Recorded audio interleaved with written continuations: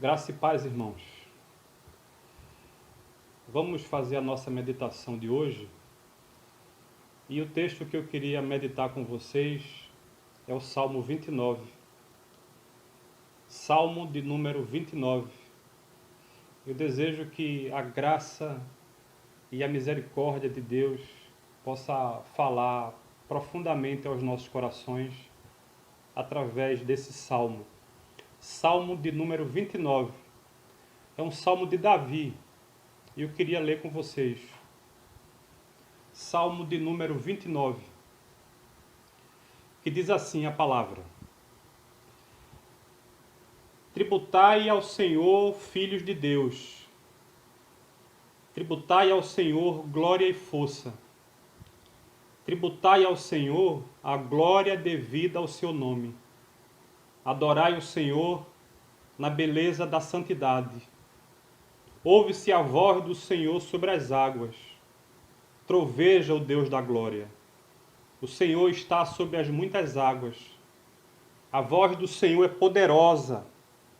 A voz do Senhor é cheia de majestade. A voz do Senhor quebra os cedros. Sim, o Senhor despedaça os cedros do Líbano. Ele faz saltar como um bezerro o Líbano e o Sirion, como bois selvagens. A voz do Senhor despede chamas de fogo. A voz do Senhor faz tremer o deserto. O Senhor faz tremer o deserto de Cádiz. A voz do Senhor faz dar cria às corças e desnuda os bosques. E no seu templo tudo diz glória. O Senhor preside os dilúvios. Como rei, o Senhor presidirá para sempre. O Senhor dá força ao seu povo. O Senhor abençoa o seu povo com paz. Eu queria reler novamente o verso 10 e o verso 11. O Senhor preside os dilúvios. Como rei, o Senhor presidirá para sempre. O Senhor dá força ao seu povo. O Senhor abençoa o seu povo com paz. Nós não sabemos o porquê da Bíblia chamar Davi de um homem segundo o seu coração. A Bíblia não explica. Ela só diz que Davi é um homem segundo o coração de Deus. Mas quando a gente lê os salmos de Davi, a gente percebe com muita clareza a relação profunda e íntima que Davi tinha com o Senhor. Quando a gente lê os diversos salmos de Davi, nós encontramos nos seus salmos de confiança, como o Salmo 23, por exemplo. Nós encontramos salmos de dependência e nós também encontramos salmos em que Davi está contemplando a glória e a beleza de Deus. Esse texto que nós lemos do Salmo 29 é justamente isso. O texto que nós lemos, Davi está contemplando a soberania e a força de Deus, ou a força de Deus através da sua soberania.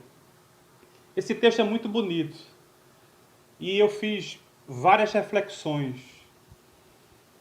O que Davi contempla nesse salmo talvez seja a sua pergunta.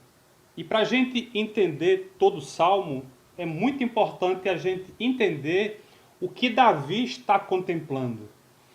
Davi está contemplando uma enorme tempestade, com raios, relâmpagos e trovões. Possivelmente, Davi está contemplando essa enorme tempestade, com raios, relâmpagos e trovões, em um dos montes que ficava próximo a Jerusalém. Alguns acreditam que poderia até ser no Monte Carmelo, mas não se sabe ao certo. Só se sabe que possivelmente ele está contemplando essa enorme tempestade em um desses montes. E de lá desse monte, Davi consegue contemplar todo o percurso dessa grande tempestade e também Davi consegue contemplar a força dessa tempestade. Depois que eu li esse texto, eu fui fazer uma pesquisa e eu encontrei nessa pesquisa que fiz um pequeno mapa. E nesse mapa, ele faz o percurso de toda essa tempestade, a partir do próprio texto que Davi citou. A partir do Salmo, você consegue observar os detalhes que Davi cita. Além da força dessa tempestade, que nós vamos ver na leitura do texto, a gente consegue perceber todo o percurso que essa tempestade fez. E o mapa que eu encontrei, ele mostra todo esse percurso, todo o caminho percorrido por essa tempestade. No centro do mapa está Jerusalém e o templo, então Davi está em um dos montes aí perto de Jerusalém. Nesse mapa nós vemos, a partir do verso 3, que o início dessa tempestade é no mar, e depois ela chega em terra firme, e essa tempestade vai pelo Líbano, o norte do Líbano, isso está no verso 5. Depois ele segue para o Monte Hermon, isso está no verso 6. Depois ele circula, passa pelo deserto, continua com muita força, vai pelo deserto de Cádiz, isso está no verso 8, e daí essa tempestade ela segue o seu curso e possivelmente depois que ela sai do deserto de Cádiz, ela vai e retorna para o mar. Depois de contemplar a beleza e a força dessa tempestade, e que nada seria capaz de impedir o seu avanço e os seus feitos no mar, na terra, no norte, no sul, nas árvores e nos animais, como a gente vai ver, Davi declara: Deus estava falando com poder e muita glória. Essa é a reflexão que Davi faz depois dessa bela contemplação. Irmãos, eu confesso que quando eu fui lendo o texto e tentando imaginar onde Davi estava, em cima de um alto monte, porque ele cita detalhes e todos os detalhes que Davi cita, só é possível alguém que está em uma alta montanha, então ele vê essa tempestade se formando no mar e depois ela se aproximando da terra firme, vem pelo Líbano, circula pelo deserto, passa pelas florestas do Líbano, como a gente vai ver, circula pelo deserto, passa pelo deserto de Cádiz e depois entra no mar novamente. Eu fiquei contemplando isso e deve ter sido uma imagem extraordinária você poder ver uma tempestade com tanta força, com raios, relâmpagos e trovões. E confesso que bateu uma inveja santa no meu coração, porque eu gostaria muito de ter uma visão dessas. Claro que com toda a segurança, Davi está tendo essa visão com toda a segurança, mas ele contempla algo extraordinário, a formação de uma tempestade e a força dessa tempestade. E aí Davi vai declarando: Deus está falando, ouçamos a voz de Deus, Deus está falando. E é justamente isso que eu queria refletir com vocês, irmãos. Depois de fazer essa introdução, essa elucidação, eu queria meditar com vocês no Salmo 29. Então, esses dois pontos já ficaram no seu coração, você já entende com clareza onde Davi está, em um alto monte, e o que Davi está contemplando, uma enorme tempestade. O que para muita gente seria e é uma visão de muito terror, Davi contempla a voz de Deus. Deus estava falando por meio dessa grande tempestade. Mas antes de detalhar o percurso e as consequências dessa tempestade, Davi inicia o verso 1 ordenando adoração ao Senhor. E é significativo isso, porque depois de contemplar isso, a conclusão que Davi chega pela força e pela glória de Deus mostrada através dessa tempestade, Davi declara que os seres devem adorar a Deus, louvar o seu nome. E é isso que ele diz aí no verso 1. Tributai ao Senhor, filhos de Deus, glória e força. Tributai ao Senhor, filhos de Deus, tributai ao Senhor glória e força. Quando a gente lê o livro de Jó, capítulo 1, versículo 6, os filhos de Deus no livro de Jó, eles são apresentados como os anjos. Por isso que algumas traduções, se você ler esse Salmo 29 na linguagem de hoje, na tradução linguagem de hoje, você vai perceber que a própria tradução traduz os filhos de Deus como anjos. Porque pode ser isso mesmo. Talvez Davi esteja declarando aos anjos que eles devem adorar a glória e a força de Deus. E a gente encontra os anjos adorando em diversos textos. Um dos mais conhecidos é Isaías capítulo 6, quando a gente encontra os anjos em total reverência sobre o trono, voando com duas asas, cobrindo os pés com outras duas, cobrindo o rosto diante da soberania de Deus e diante do trono, declarando: Santo, Santo, Santo é o Senhor dos exércitos, toda a terra está cheia da sua glória. Então Davi pode estar no verso 1, sim, declarando aos anjos que continuem adorando a glória e a força de Deus. Outros comentaristas acreditam que Davi está se referindo aos seres humanos mesmo aos filhos de Deus. Independente de quem seja, ou para os anjos, ou para os filhos de Deus, o que Davi afirma é que a adoração tem um princípio, que nós devemos adorar Deus pela sua glória e pela sua força. Deus é um Deus soberano.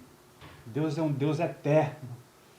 E através de uma tempestade, que é nada para Deus, Davi viu a sua glória e o seu poder. Davi observou a força de Deus e ordena que a criação, os anjos ou os seres humanos adorem a Deus pela sua glória e pela sua força. E a força de Deus nos fortalece. A força de Deus nos anima. A força de Deus é também a nossa esperança. Porque nós cremos num Deus que é poderoso. E além de trazer segurança para o seu povo, traz temor ao nosso coração. Nós vamos ver, irmãos, que a força de Deus mostrada nessa tempestade deveria fazer com que o povo, os seres humanos, se prostrassem diante da sua força e rendessem glórias a Ele. Verso 2, Davi vai dizer assim: tributai ao Senhor a glória devida ao seu nome, adorai o Senhor na beleza da sua santidade. Tributai ao Senhor. Eu quero explicar essa expressão. Tributai ao Senhor a glória devida ao seu nome. Ou seja, aquilo que é digno da majestade divina. Davi diz que na adoração nós devemos expressar algo que é digno da majestade divina de Deus. Tributai ao Senhor a glória devida ao seu nome. Não pode ser qualquer adoração ou de qualquer maneira, mas uma adoração devida ao seu nome, que seja digna da majestade divina. E quando eu li esse texto, a primeira pergunta que eu fiz sobre a minha adoração, que passa pelo templo e percorre pela vida, é se a igreja, se nós estamos oferecendo a Deus aquilo que é digno da sua majestade. Faça essa reflexão. O seu comportamento, o seu coração, a sua entrega é uma adoração que é de acordo com a majestade de Deus, que é uma glória devida ao seu nome, é uma adoração que se aproxima da majestade de Deus. Com o passar dos tempos, a gente não vai entregando a Deus o nosso melhor. A gente não vai entregando a Deus uma adoração que seja devida à majestade dele. E a gente precisa rever isso, irmãos. Isso passa por coração, isso passa por entrega, isso passa, quando eu estou me referindo a culto, por pontualidade. Porque nós estamos em culto, entrando na presença desse Deus poderoso. E que através de uma tempestade forte gerou temor no coração de Davi, ao ver que aquele que estava produzindo a tempestade é um Deus poderoso em força e majestade. Por isso ele diz: tributai ao Senhor uma glória, uma adoração devida ao seu nome. Vou repetir, ou seja, aquilo que é digno da majestade de Deus. Então nós precisamos refletir mesmo se os nossos louvores estão equiparados à glória e à majestade dele. Se as nossas orações, se as nossas leituras em culto, se o nosso comportamento em culto é uma adoração devida, que se aproxima da majestade de Deus. Acho que esse é o momento para a gente refletir sobre isso também. Do verso 3 até o verso 10, Davi vai declarar que ouve-se a voz de Deus na tempestade. E ele vai dizer isso 7 vezes. Davi vai repetir 7 vezes que escutou a voz de Deus na tempestade. Eu preciso explicar algo sobre isso, porque essa tempestade aqui não são as tempestades da nossa vida, como muitas pessoas fazem. Pegam esse texto e fazem uma aplicação da seguinte maneira: Davi ouviu a voz de Deus na tempestade, então nas suas tempestades ouça a voz de Deus. É claro, irmãos, que Deus fala conosco nas nossas tempestades, mas não é isso que o texto está dizendo aqui. Davi está literalmente diante de uma grande tempestade com relâmpagos, trovões, e isso vem se aproximando da terra firme onde ele estava, e todo o barulho dos trovões, do relâmpago, do vento, Davi diz que esse barulho, ele escuta a voz de Deus, ele ouve a voz de Deus através de toda essa ação poderosa. Ele vai repetir isso 7 vezes, que ele escuta a voz de Deus. Verso 3, veja aí, você está com sua Bíblia aberta, eu creio. Ouve-se a voz do Senhor sobre as águas, troveja o Deus da glória. O Senhor está sobre as muitas águas. Veja, como eu disse, Davi está no monte, está contemplando o início daquela tempestade que está lá no mar. Por isso que ele diz: ouve-se a voz do Senhor sobre as águas, porque os trovões, as nuvens estavam sobre as águas do mar, e troveja o Deus da glória. Davi está ouvindo diversos trovões. O Senhor está sobre as muitas águas, verso 3. Aí ele segue aí no verso 4. Deve ter sido uma imagem linda, profunda e extraordinária. Eu daria tudo para ver o que ele viu. Verso 4. A voz do Senhor é poderosa, a voz do Senhor é cheia de majestade. Verso 5. A voz do Senhor quebra os cedros, sim, despedaça os cedros do Líbano. Você viu eu recitando aqui o percurso desse versículo, ou percurso dessa tempestade, e Davi diz no verso 5 que essa tempestade se aproxima da terra, entra pelas florestas do Líbano e quebra os cedros do Líbano. O cedro é uma árvore muito grande, muito forte e muito bonita. Inclusive, você encontra no Velho Testamento esse paralelo entre a força do povo de Deus e os cedros. Existem algumas referências bíblicas mostrando a força a partir dessa árvore que é o cedro. E Davi diz que essa tempestade ela é tão grande que ela entra pelas florestas e a força do vento, a força da chuva vai derrubando os cedros do Líbano. Verso 6, ele faz saltar como um bezerro o Líbano e o Sirion, como boi selvagem. Eu acho profundo demais o que Davi diz aqui. O Líbano e o Sirion são montanhas, são montes. E Davi diz que a força dessa tempestade, ela abala, ela balança essa montanha, o Líbano e o Sirion. E aí Davi cria essa imagem de que essas montanhas, elas saltam como um bezerro, verso 6, e saltam como bois selvagens. Porque a força dessa tempestade, ela é devastadora ao ponto de balançar esses montes, o Líbano e o Sirion. Verso 7, irmãos, para a gente seguir. A voz do Senhor despede chamas de fogo. A maioria dos comentaristas afirmam que o que Davi está dizendo no verso 7 é que a voz do Senhor despede chamas de fogo. Ele está se referindo aos raios e aos relâmpagos que vêm junto com essa tempestade. Verso 8, a voz do Senhor faz tremer o deserto. Lembra do percurso? Sai do Líbano e vem com muita força pelo deserto. E Davi diz no verso 8, a voz do Senhor faz tremer o deserto de Cádiz.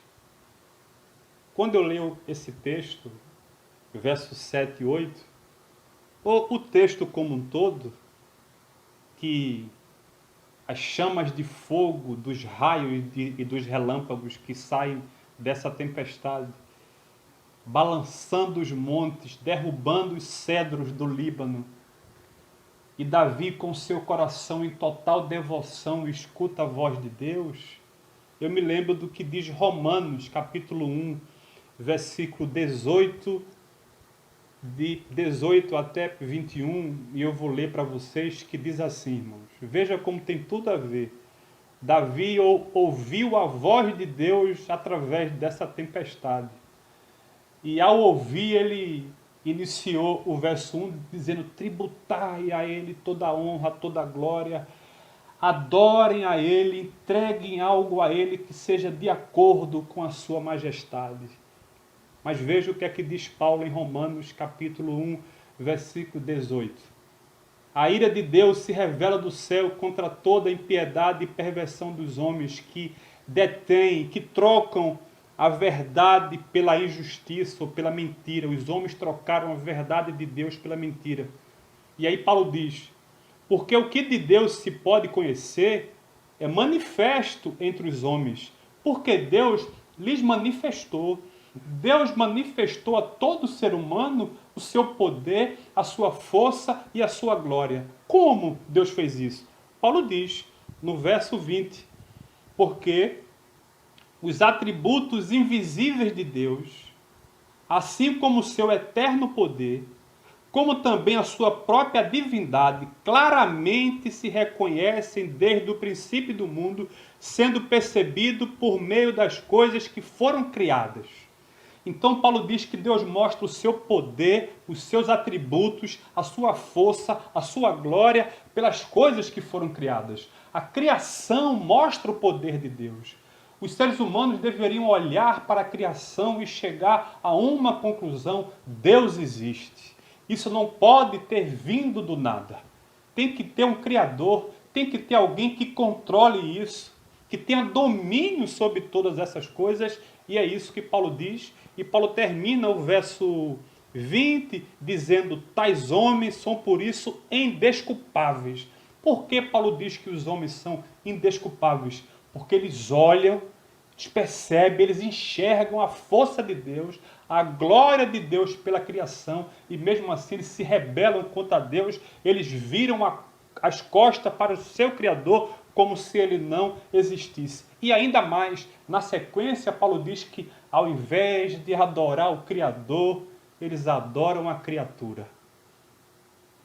Aquilo que Deus criou, eles adoram aquilo que Deus criou, mas não adoram o Criador de tudo aquilo. Os caldeus da época de Davi afirmavam que Baal era o deus dos trovões. Davi diz que tem Baal nenhum no mar, nem tampouco nos trovões. Quem fala pelos trovões é o Senhor. Ele é o Criador e ele controla as tempestades e os trovões, os raios e relâmpagos. Baal não existe, quem existe é o Senhor. E os caldeus eram indesculpáveis, porque atribuíam a um Deus que não existe a soberania do Criador. E Paulo diz que os homens continuam sendo indesculpáveis por isso. Porque diferente de Davi, que enxerga o Senhor e contempla Deus naquela força poderosa e manda os seres espirituais, os seres humanos adorarem Deus na beleza da sua santidade. Irmãos, vamos seguir para a gente não se demorar muito. Eu confesso que eu falaria mais de 1 hora, porque esse texto é muito rico. Mas você está cheio de menino aí, menino correndo para lá e para cá, eu sei que é uma agonia danada. Verso 9. A voz do Senhor faz da cria as corças e desnuda os bosques. Desnudar os bosques é quando essa tempestade entrou pelos bosques, derrubando os cedros, ela abriu uma grande vala no meio da floresta e passando, derrubando, devorando tudo com poder e força. Mas veja o que é que Davi diz no verso 9. A voz do Senhor faz dar cria às corças. Isso aqui é muito interessante. As corças eram alguns animais que, quando essa tempestade entrou floresta adentro, antecipou o parto de alguns animais. Eles deram cria por conta da força dessa tempestade devastando tudo por dentro da floresta. Mas Davi diz no final do verso 9, e no seu templo tudo diz glória. Possivelmente, onde Davi estava, além de ver a força da tempestade, ele também viu o templo de Deus, onde a Shekinah de Deus se manifestava, onde o povo se reunia para dar glória a Deus. Então a criação vinha proclamando e o povo de Deus no templo estava declarando glórias a Deus nas maiores alturas, irmãos. Porque o povo de Deus tem essa sensibilidade. Com tempestade ou sem tempestade, o templo era o local da adoração e no templo a glória de Deus era manifesta através do culto, porque através do culto em congregação a igreja glorifica o nome de Deus e presta total reverência à sua soberania. E dentro do templo o povo dizia glória, porque quando a igreja se reúne no templo ou em qualquer local, em culto, ela glorifica o nome de Deus, ela percebe, ela enxerga a glória de Deus. Isso é um privilégio enorme que o povo de Deus tem de declarar a sua glória. Verso 10 é o penúltimo versículo. Davi diz: o Senhor preside os dilúvios como rei, o Senhor presidirá para sempre. Quando a gente lê isso, a gente não consegue não lembrar do dilúvio que a gente viu a semana passada, da época de Noé, devastando tudo, com grande juízo. E Davi diz que o Senhor preside, está à frente, ele é o rei daquele dilúvio que Gênesis relata, de todos os outros que vieram ou que podem vir pela frente. Deus preside as muitas águas. Deus presidiu o dilúvio em juízo, devastando tudo. Deus presidiu as tsunamis que aconteceram na história, presidindo tudo, controlando tudo, porque Ele é o Senhor. Isso não é o acaso, não é apenas a força da natureza. É a força da natureza, mas que tem alguém presidindo ela. É isso que a Bíblia ensina. As placas que balançam dentro do mar, fazendo um grande terremoto, e que a ciência explica, a Bíblia também explica que tudo isso tem alguém no controle, e isso é o Senhor. Ele preside todos os dilúvios, as muitas águas estão sob o controle do nosso Deus. Mas eu preciso também dizer algo sobre o juízo de Deus. Deixa eu ler logo o verso 10, que a gente termina.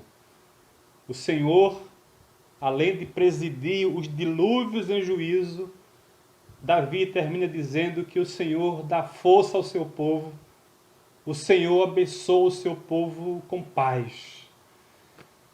voltando para o dilúvio, você lembra que Deus também mostrou muita graça naquele dilúvio, avisando o povo não ouviu, mas ele fez uma aliança. Há uma aliança nos céus, que Deus garante que não vai mais destruir o mundo com água. E que essa aliança é de proteção ao seu povo. E essa aliança a gente vê através do arco-íris, que o mundo ímpio fez uma bandeira do pecado. A bandeira LGBT é as cores do arco-íris. O que eles não sabem é que é a aliança da graça de Deus, do Deus poderoso, que poderia devastar o mundo com dilúvio, que poderia destruir o mundo com um pequeno vírus. Mas Davi diz que o Senhor dá força ao seu povo. O Senhor abençoa o seu povo com paz. Deus ama o seu povo, fez uma aliança com o seu povo e vai proteger o seu povo e protege o seu povo com paz. O Senhor preside todos os dilúvios. O Senhor preside todas as coisas. Ele é o Senhor.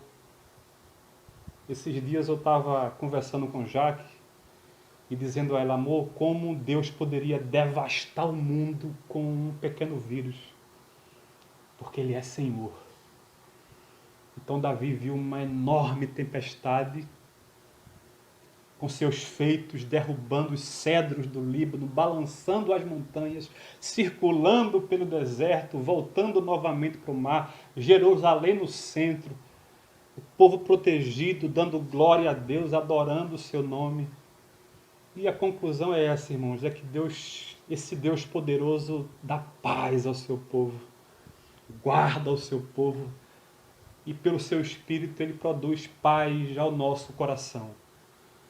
E eu termino também citando uma contemplação que não foi feita por Davi, mas foi feita por Josué Rodrigues, e que nós cantamos essa canção, e é uma canção que eu amo demais, e eu acho que tem tudo a ver com o que Davi disse, e tem tudo a ver com essa mensagem. Eu vou recitar essa contemplação de Josué Rodrigues, quando ele diz, eu olho o mar e vejo que imenso é o mar, mas o homem não consegue dominar o mar. Mas para o Senhor, ele é como uma simples gota de orvalho. Olho para o céu, infinito azul. O homem não conhece os seus limites, mas o Senhor pode abranger com só relance do seu olhar. Olho para o sol, quando despontando vem, trazendo a luz, aquecendo o dia. Mas o seu brilho não tem o fulgor, não tem mesmo, não tem o fulgor da glória do meu Senhor. Olho as estrelas, incontáveis elas são. Assim também o Senhor tem bênçãos para ofertar àqueles que com fé o buscam. Nós buscamos a Deus em fé. E Deus derrama as muitas bênçãos sobre o seu povo. Descansemos na soberania dele e confiemos em que a boa mão do Senhor está conosco. Deus te abençoe, Deus te proteja, Deus te guarde. No nome do Deus que é poderoso, no nome do Deus que controla todas as coisas, glória para sempre ao Cordeiro de Deus, a Jesus o Senhor. Deus te abençoe. No nome de Jesus. Amém.